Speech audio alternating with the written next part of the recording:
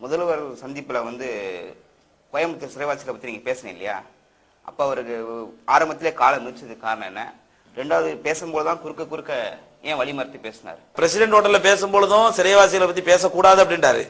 முதலமைச்சருக்கு முன்னாடி பேச ஆரம்பிச்ச உடனே என் காலை மிதிச்சாரு, பேச வேணாங்கிற மாதிரி. அதுக்கப்புறம் 13 வயசு பசங்க கூட அரெஸ்ட் ஆயிருக்கிறாங்க. சாப்பாடு வாங்கி கொடுத்தவங்க, டீ வாங்கி கொடுத்தவங்க தான் 8 வருஷம் இருக்கிறாங்க போது அது கோர்ட்ல தான் பாத்துக்கணும், இவங்க என்ன பண்ணுவாங்க அப்படிங்கிற மாதிரி சொன்னாரு. அது மட்டும் இல்ல, அந்த அம்மாட்ட 100 பேருக்கு மேல குற்றம் நிரூபிக்கப்பட்டவங்க அப்படிங்கிற வார்த்தை சொன்னாரு.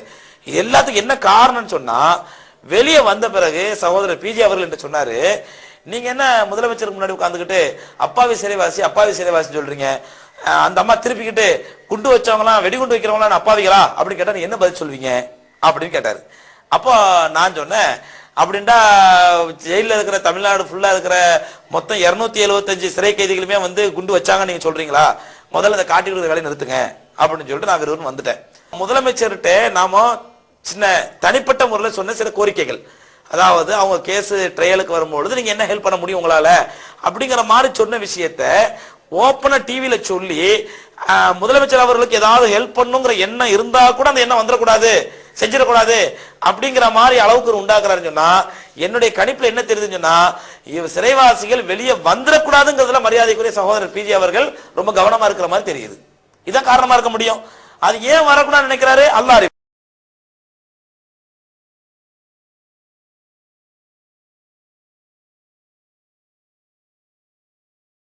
நீ உளர்னதுக்காக தான் தொடைய தட்டுறேன். இப்படி உளர்றீங்க, கிடைக்கிறதும் கிடைக்காம ஆக்குறிய. ஒரு அடியில மண்டையில அடிச்சு விட்டாங்களே, நீதிமன்ற நடவடிக்கைன்னு சொல்லிட்டாங்களேன்னு சொல்லி இவ்வளவு மெச்சூரிட்டி இல்லாத ஒரு ஆளைய நம்ம கூட்டிட்டு போனோம். யார்கிட்ட எப்படி பேசணும் டிவியில பேசும்போது தெரியுதுல உளர்றாருல. இந்த மாதிரி அங்கேயும் உளர்னதுனாலதான் நான் என்ன செஞ்சேன், தொடையில தட்டுறேன். அதை கூட நான் என்ன நினைச்சேன், வெளியே வந்த உடனே தொடையில தட்டினதுக்கு வேற ஏதாவது விளங்கிற போறாரு அப்படின்னு சொல்லி நான் தான் கூப்பிட்டு எல்லாரும் மத்தியிலையும் வச்சு நான் விளக்குறேன். நான் ஏன் தொடையில தட்டினேன்னு சொன்னா, அவங்க அப்பாவிகளா குற்றவாளிகளாங்கிற டாபிக் நீங்க போனீங்கன்னா நீதிமன்றம் தான் முடிவு செய்யன்னு சொல்லிடுவாங்க. அதே மாதிரி சொன்னாங்க. நீங்க எப்படி அணுகிருக்கணும், ஜாமீன்ல விடுங்க நீங்க கேட்டிருக்கணும். நீங்க அந்த கேட்ட விதம் அவர்களுக்கு எதிரான ஒரு பதிலை வரவழைச்சிருச்சு. என்ன பதில் சொன்னாங்க பாத்தீங்களா? நீதிமன்றத்தில் தலையிட முடியாதுன்னு பதில் சொன்னாங்க பாத்தீங்களா? இதுக்கு காரணமே நீங்க எடுத்து வச்ச தப்பான வாதம். அவங்களுக்கு நீங்க உதவி செய்ய நினைத்திருந்தால் அறிவை பயன்படுத்தி, உங்களுக்கு அக்கறை வேண்டாம் இருக்கலாம், மூளை வேணும். ஒரு காரியத்தை சாதிப்பதற்கு எப்படி அதை அணுகணும் அப்படி அணுக வேண்டும். அப்படி நீங்கள் அணுகாத காரணத்தினால் நான் தட்டுன, உங்களுக்கு புரிஞ்சுக்கிறே இல்லை நான் என்ன பண்றதுன்னு சொல்லி நானே அதுக்கு விளக்கத்தையும் சொல்லிட்டேன்ல. நீ அப்ப என்ன ஆட்சேபம் பண்ணிருக்கணும்ல, இல்ல நாங்களும் ஒரு சத்தம் போட்டிருக்கணும்ல, சொல்லல பேச. இதான் அன்னைக்கு நடந்ததுங்க. இப்ப இதுல என்ன போட்டு கொடுத்தோம், நான் வழி நான் சொன்ன பிறகுதான், நான் இந்த வாதத்தை சொன்ன பிறகுதான் தலைமைச் செயலாளரை அவர் கூப்பிடுறார். இவர் சொன்ன பிறகு கூப்பிடவில்லை. 11 பேரும் சாட்சியா இருக்கிறார்கள். என்ன கூப்பிடுறாங்க, இது எப்படி சரியா வருமா, இந்த இது எப்படின்னு கேட்கிறாங்க. நான் டிஜிபி கலந்து ஆவணம் செய்யறேன் அப்படிங்கிறாரு. அப்ப நான் சொன்னதுக்கு என்ன ரிப்ளை வருது, டிஜிபி கலந்து சட்டத்தில் இடம் இருக்குமானால் செய்கிறேன் என்று ரிப்ளை வருது. இவர் சொன்ன வாதத்துக்கு என்ன ரிப்ளை வருது, நீதிமன்றத்தில் தலையிடலான்னு வருது. யார் சொன்னது சரி, எப்படி அந்த விஷயத்தை அணுகி இருக்கணும், அணுகிற விதத்தில் அணுகி இருந்தால், இவர் இந்த உளராமல் இருந்திருந்தால் இன்னும் சிறப்பாக அதை நாங்கள் பேசியிருக்க முடியும்.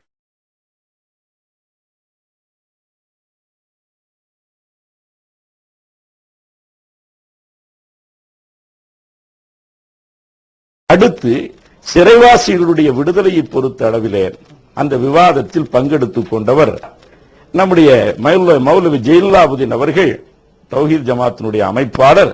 மிக தெள்ளத் தெளிவாக அந்த சிறைவாசிகள் விடுதலை செய்யப்பட வேண்டும் என்பதை சொன்னார். ஏற்கனவே நாம் சொன்னதின் அடிப்படையில் எண்ணிக்கை தொடர்பாக ஏதாவது பிரச்சனை வந்ததா என்று நீங்கள் கேள்வியை வைத்தீர்கள். ஆனால் ஒருவர் ஒன்றை சொல்லுகிற பொழுது அவர் மறதியாக விட்டிருந்தால் இன்னொருவர் எடுத்து சொல்லலாம் என்கிற அடிப்படையில் சிறைவாசிகள் அப்பாவிகளாக இருக்கிறவர்கள் விடுவிக்கப்பட வேண்டும்.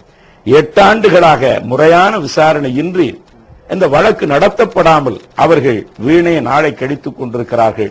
அவர்கள் குடும்பங்கள் எல்லாம் கையெத்து கண்ணீர் வடித்து சம்பாதிக்கக்கூடியவர்களை சிறைக்கு அனுப்பிவிட்டு அவர்கள் மிக பாதிப்புக்குள்ளாகி இருக்கிறார்கள் என்று கண்ணீர் மல்க கலங்கக்கூடிய வகையில் சொன்னார்கள். அதை தொடர்ந்து நம்முடைய மௌலவி ஜெயலலாபுதீன் அவர்கள் மிகச் சிறப்பாக இந்த சிறைவாசிகளுக்காக வேண்டி அந்த துன்பங்களை நீக்கக்கூடிய வண்ணம் நீங்கள் நடவடிக்கை எடுத்தால் அவர் எங்களை சிறையிலே அடைத்தார் என்று பழைய ஆட்சியாளரை சொல்லி நீங்கள் விடுவித்திருக்கிறீர்கள் என்கிற புதிய சரித்திரம் அரும்பும் என்பதை எடுத்துச் சொன்னார்கள்.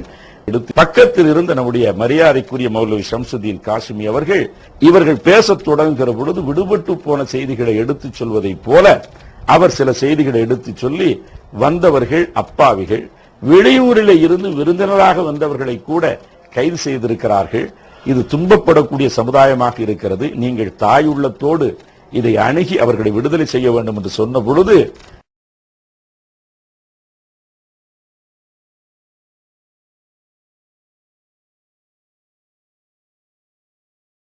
ஆனா இருந்தாலும் இன்னைக்கு சமுதாயத்திரத்துல மிகப்பெரிய துக்கமாக இருந்து கொண்டிருக்கக்கூடியது இந்த கோவை கலவரத்தில் ஏற்பட்ட சிறைவாசிகள்.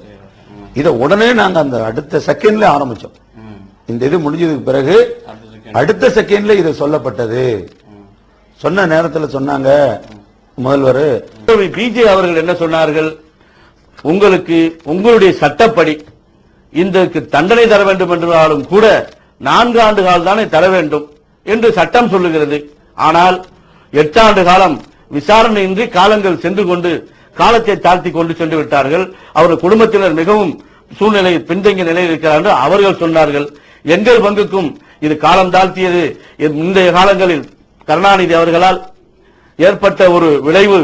ஆனால் இப்பொழுது நீங்களும் அதை பாராமுகமாக இருந்தால் நன்மையாக இருக்காது. உண்மை நிலை கண்டறிந்து உடனடியாக ஜாமீன் விட வேண்டும் என்று நாங்கள் எங்களுடைய வார்த்தையை சொன்னோம். அடுத்ததாக மௌலவி ஷம்சுதீன் காசிமியும் தன்னுடைய பங்குக்கு ஒரு சொல்லை சொன்னார்கள். அந்த சொல் என்னவென்றால், சாதாரணமாக ஒரு தண்டனை காலம் இவ்வளவு காலம் இருக்கும் பொழுது ஆரம்ப காலத்தில் பார்க்க வந்தவர்கள், நிற்பவர்கள், நின்றவர்கள், வந்தவர்கள், விருந்தாளியாக வந்தவர்கள் கூட அவர்கள் பிடித்து சென்று விட்டார்கள். இது ஏதேதோ குற்றங்கள்லாம் நடக்கும் பொழுது ஒரு சாதாரண ஒரு குற்றத்துக்கு குற்றவாளி இல்லாமல் பிடிச்சிட்டு சென்று விட்டார்கள் என்கிற அடுத்த வார்த்தை அவர்கள் சொன்னார்கள்.